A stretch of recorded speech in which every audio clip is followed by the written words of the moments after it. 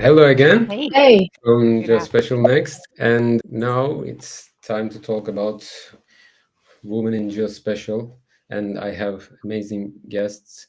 Let me introduce at first Govri Monehari, Associate Consultant from InfoCS, and Farhan Kanum, GIS and Sustainability Specialist from the Must Adam, and Helen Jean Martin, Associate Director from the World Geospatial Industry Council, and Nina Young from the Surveyors UK.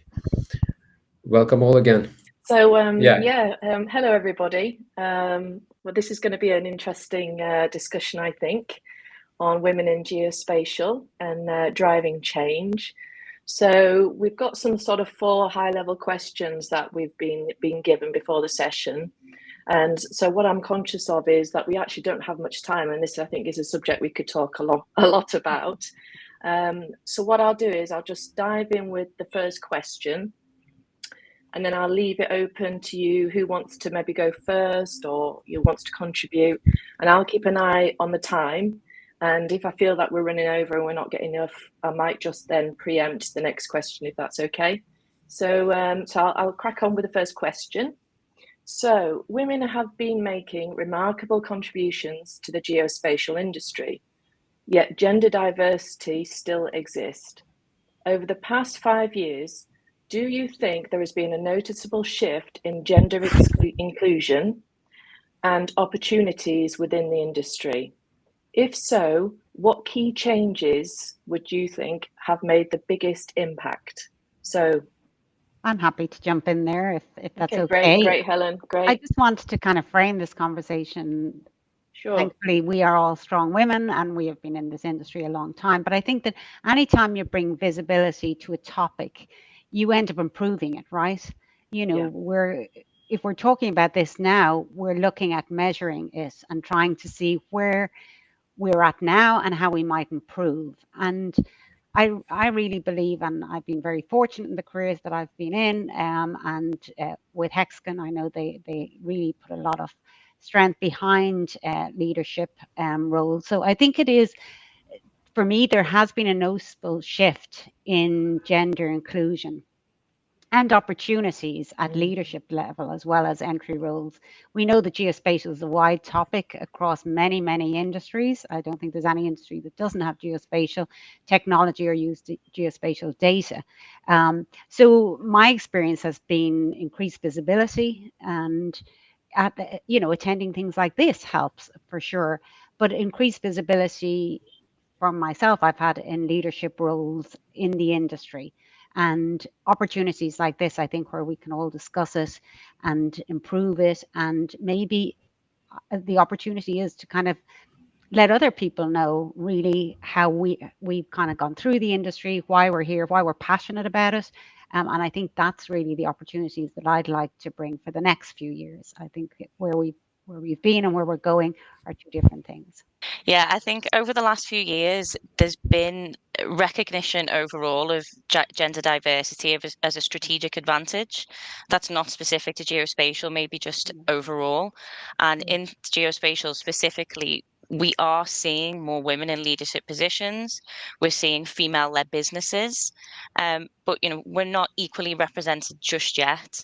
So specifically in Dubai, there are a lot of women's networks, women-led conferences, women awards, and while they provide a fantastic platform to celebrate our achievements, I think it does beg the question that does that mean that there is more work to be done? So I follow a fantastic lady on LinkedIn. She's doing amazing things in her field, and she posted something a few days ago that just really made me think. So she said, for example, would there be a best man in geospatial award? That would never be a category. It would be just best in geospatial. So by creating these separate categories and pitting women against women, are we actually forcing more to go into the one category to make sure that we're equally represented? Just sort of playing devil's advocate a little bit there. So while I do believe that it's great to bring awareness to the subject, I don't think that we should wash over the fact that there is still a little bit work to be done. If I just chip in there quickly, Lindsay, I think that's a really good point. Yeah. I see across, Surveyors UK, we basically are bringing together and connecting surveyors across all the disciplines, including geospatial in the UK. But the one thing that I see a lot of, and there are a lot of initiatives such as Women in Surveying, Women in Property, Built Environment in the UK, these kind of networks and events.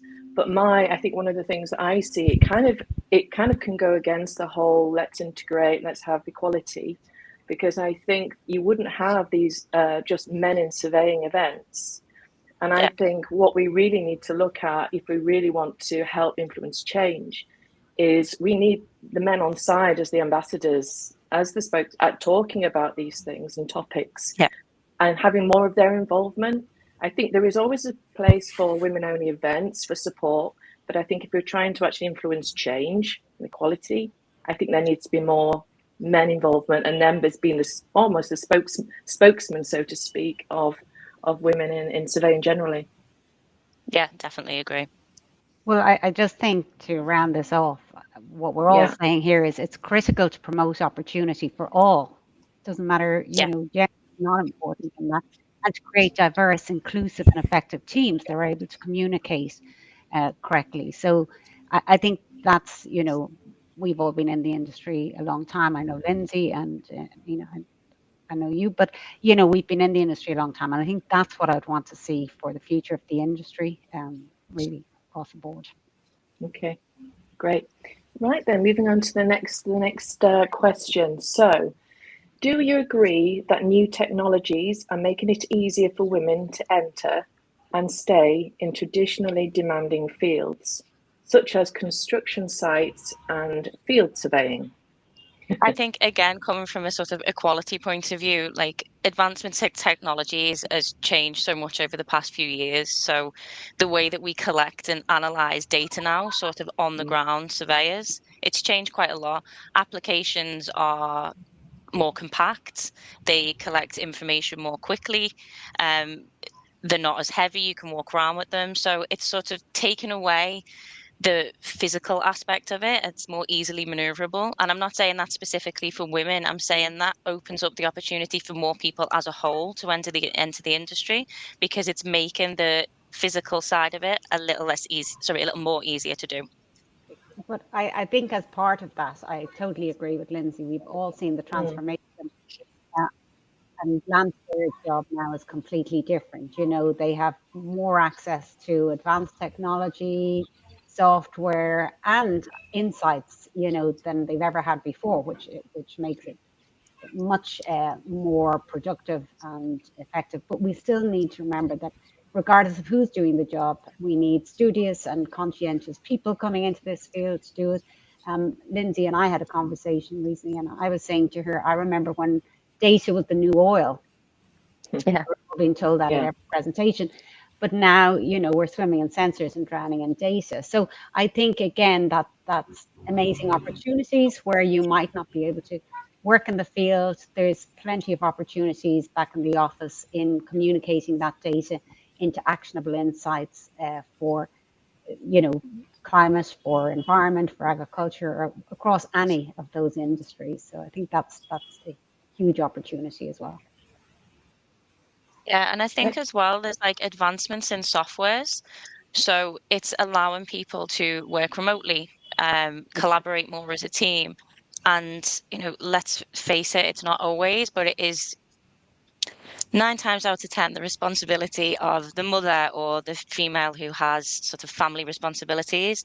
So allowing that flexible environment when you actually don't need to be in the office, you can be at home, maybe a little bit more flexible hours because you can work remotely and you can access something online rather than having to be in the office, definitely is an advantage as well. Yeah, that's a really good point. I think that flexibility, working from home, I think that's facilitated so many things, and that's actually a really good point. Yeah, and that's across the genders as well. I think the work-life balance since COVID, I think everybody wants that. I speak a lot to land surveying companies, and that's really how they're going to retain their people, in really understanding that change, that mindset change. And as well, it's just for productivity. Like, who wants to commute for 3 hours a day when you can just start from the office? You're going to get more productivity as a business owner, as a line manager from your team, if they're focused and they're in work and they're not traveling for 3 hours a day. Just on while we're talking about technologies, just briefly, it's a topic I could talk a lot about because I'm very interested in it. But obviously AI,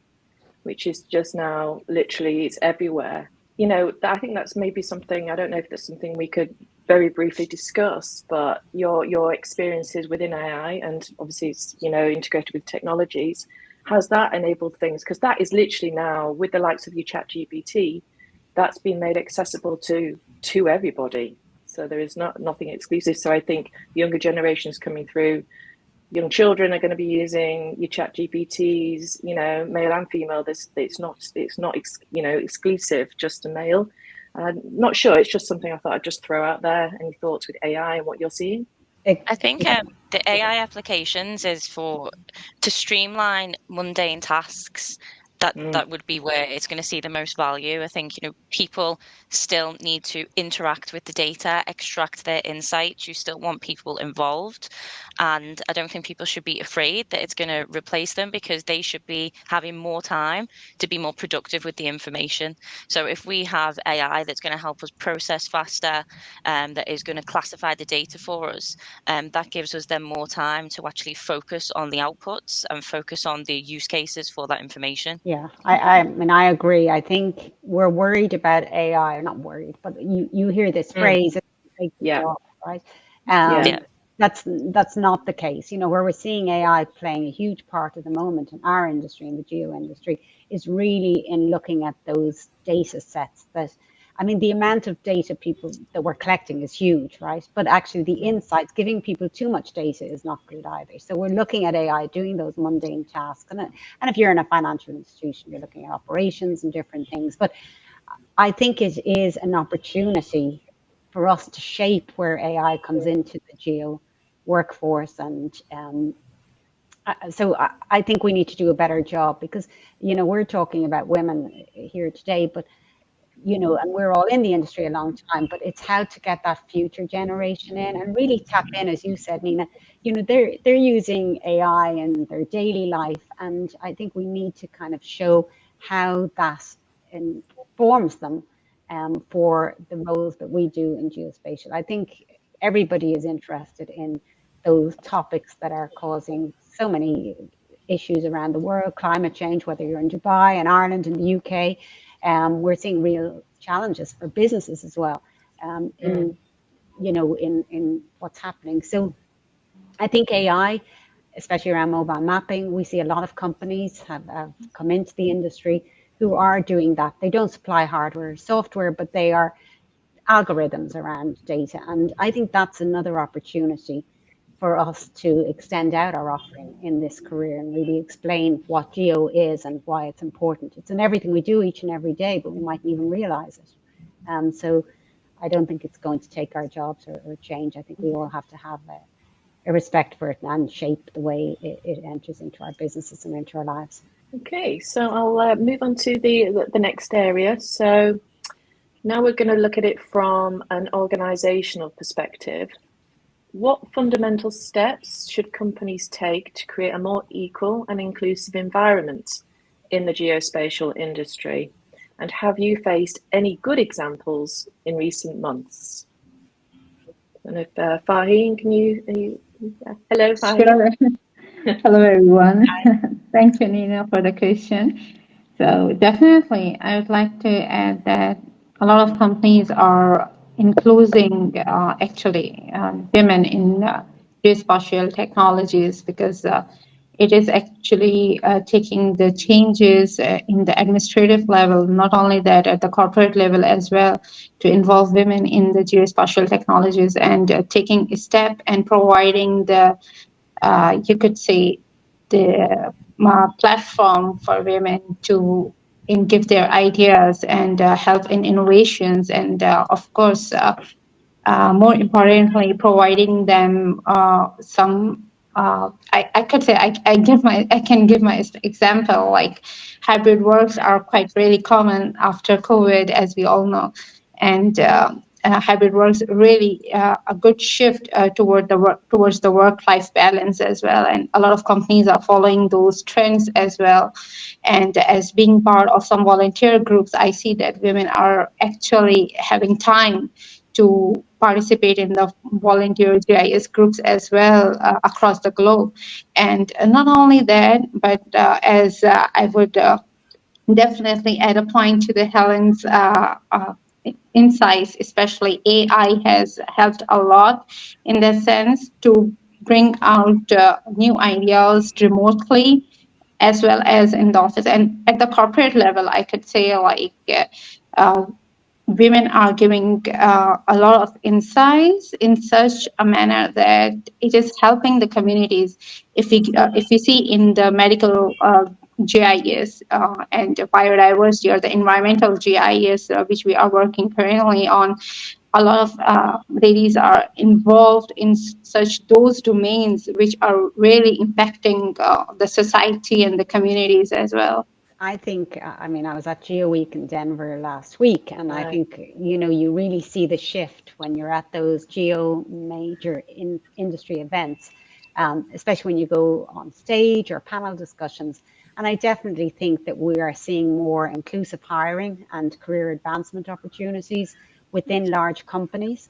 And, you know, while progress is evident, I mean, we all agree there's still so much more to do in closing that gap, the gender gap, especially in technical areas and in leadership. And I think that's really where, you know, a seat at that table and a voice and diverse thoughts, and that's really where we can make the difference. But the fact that there are so many opportunities for us to give something back in doing these kind of interviews and things. I mean, as you said, there are many people doing such a lot of work. Alison Watson is one of them. I know, as I mentioned, I've worked in Hexagon. They really are trying to drive the future because it's so important. And all of the larger manufacturing companies are doing the same. You know, they are trying to make those efforts, I believe, the ones that I've dealt with. So yeah, still a lot to do, but incredible, I think, to be part of this movement and to be asked to help.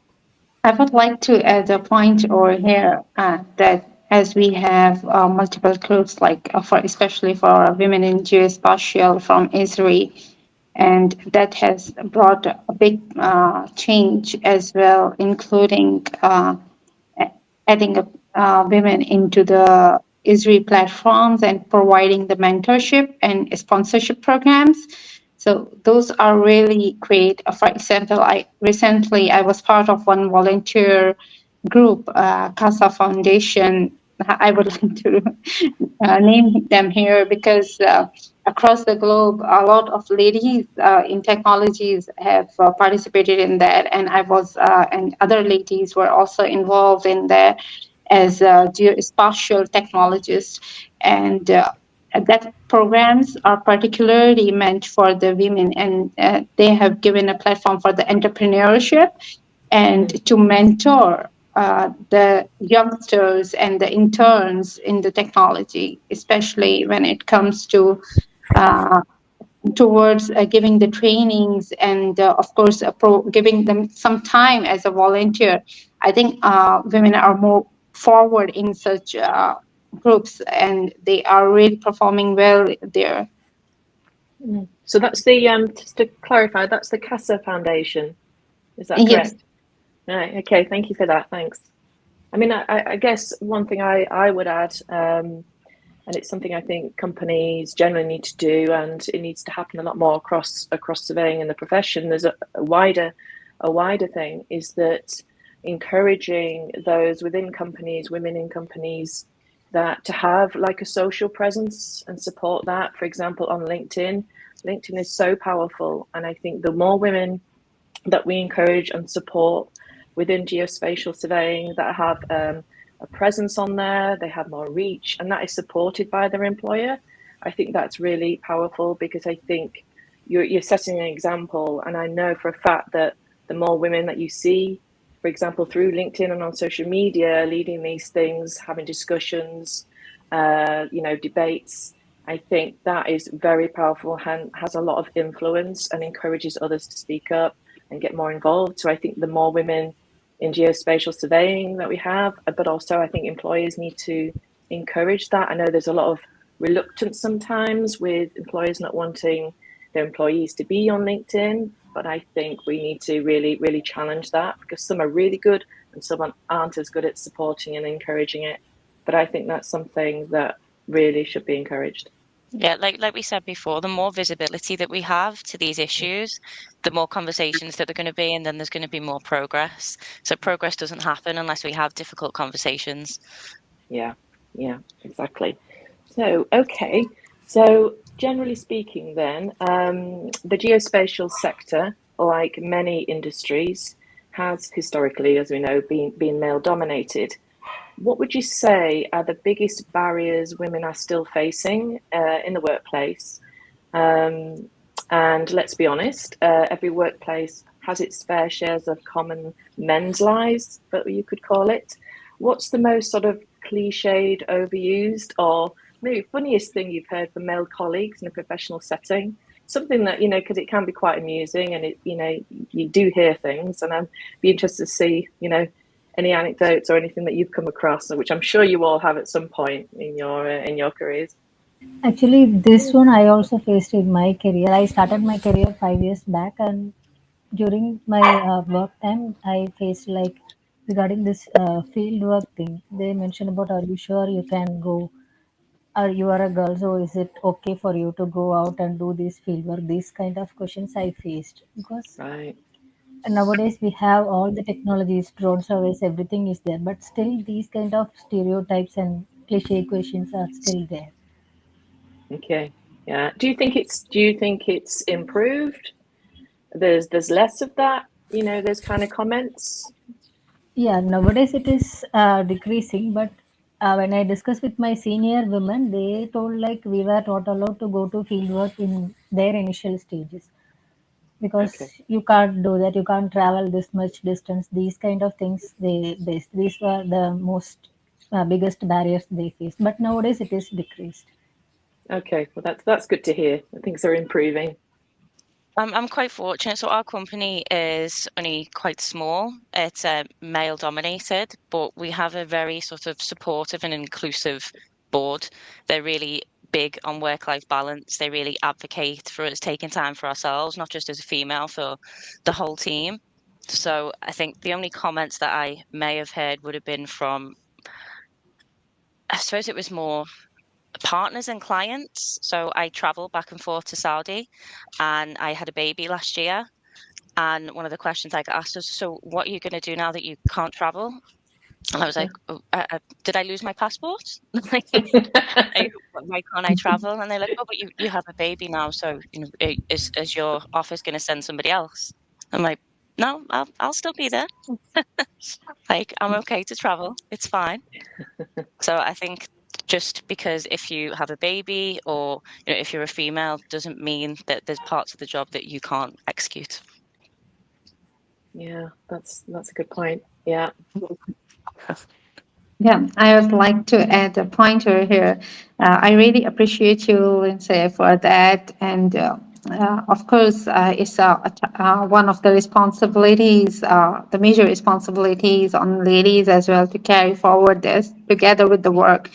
And I did so during that phase. And fortunately, I had a really, I'm fortunate in that sense that I have been having really great supportive colleagues with me, and the environment that I got. I would definitely like to mention that here, and I do really appreciate those who supported in that sense as well. Although all of things were there, but sometimes our surroundings doesn't support those actions. Like, for example, if like I work in construction industry as well, and as well as the corporate world, this is a dilemma in the sense that people have their own perspective in that sense. Uh, taking side by side or parallel these things would not be possible for a lady to go forward with. But it's been, I think that women like you, the strong women, or women like us, we should change that perspective towards the people like you have answered. And definitely, I could say that I did also the similar thing, and I continued working in that situation as well, and I was handling both together. And I believe that if the women would want to do something, and they want to participate, and they want to add up their shares, they should have the willingness to do so, and they should be more competitive in that sense, that they could go forward and take the steps on those things. So I guess we ourselves could make this change, and the other women, rather than taking this like giving this opportunity to someone that it would be taking as granted, so they should take a step forward for that. And with this in the technology, we should be really competitive, and should be advanced, and should be knowledgeable, and that could take us to the lead, I guess. Thank you. Okay, great. Thank you. Thank you. Anyone else? Well, I think now I'm slightly older, but I think for many companies as well, you know, people at that stage of life, you know, where they're entering into family life and things, the guys are absolutely taking a more active part than they did several years ago. And that, again, is a challenge for companies. So it's not just about women. We see that in Europe. For sure, you know, paternity leave has increased, and that opportunity to go back to work and then, you know, have your husband take over, your partner take over for a while is there. So I think some of this is really not about gender, as opposed to actually, you know, how we communicate that and how we share that responsibility. And I think that is happening, you know, when you're kind of in these larger companies, you see that, you know, that is changing, that dynamic is changing. And it's something that, you know, senior leadership have to get their head around. The business still has to run, of course, you know, but it is kind of a mindset, you know, issue. But having said that, we wouldn't say to a guy, you know, are you able to travel now that you have, you know, Yeah. we just wouldn't say that, because it just wouldn't come into our thing. So it is about communication, I think, because what they have to understand, and what we need to communicate better, is that all of us are connected to what we do, right? And finding new initiatives or finding new ways of doing it is just part of what we do. And probably as women, we're better at that in some ways, you know, at jumping around things and being able to multitask. But therefore, I think in any of these situations, we're taking action towards something that's important to us and important to us achieving our goals, whether that's in our company or in our, you know, professional or private life. But I think it is critical that we promote, you know, that we are very flexible, that, you know, as Lindsay said earlier, I mean, remote working is here to stay. And actually, we're very lucky that we're in an industry where what happens in the field is happening much more quickly than ever before. You know, we all remember those technologies that took kind of two people perhaps in mobile mapping, and now they're one. But actually what's happening at the office is you know, becoming almost more important in some ways, you know. So and they are opportunities as well for that remote working or for that balanced work life. Yeah, because the barriers are real, but the opportunities are there as well. Exactly. So, you know, we need to enforce that as well. The opportunities are there. And I think the more women and men, as we said, that speak up to bring light to the situation, the better. Okay, there's one question that we haven't had, but I'd like to throw out there to get your opinions on, is regards to the pay gap. You know, the difference in pay.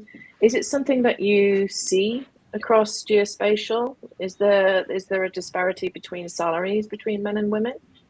I see that indefinitely there is some, but I believe like especially if we divide geospatial in multiple domains, if we go towards the IT sector or the developing side, if you go for the GIS developer, you would hardly find ladies working in that sector particularly. But as far as we are going into the AI and especially in the drone technologies as well nowadays, ladies are involved in that. I'm in UAE, so there is no certain gaps I have seen. Although I have seen that quite opposite of it sometimes. But definitely in some region of the globe is happening due to some of the, you could say, technical difficulties ladies are facing on that. So in that particular part, I would say that women need to upgrade themselves towards the IT more, to have more information and knowledge into that particular field to move forward. And once it comes to the salaries, I believe like the good companies or the good organizations where you are standing, that would be really an opportunity to have equity, equal equity, and particularly the salaries could be matched. But of course, in some industries there are gaps. If you could see, those are particularly there. Yeah, I think there is an opportunity, not an opportunity, but a need for current workforce to upskill and reskill, especially with the introduction of AI and how that's changing our roles. But I think when it comes to salary, we've got to remember that in the geo community, there aren't a lot of people. Like, it is quite a small industry, really. Yeah. And Okay. you know, it's like any industry. So quite often you come in at entry level, and then, you know, there's every flavor of the role as you move up from geospatial analyst to answer, you know, whatever you want to call it, many flavors of the role, and how you position yourselves in those companies and the value you bring, it should be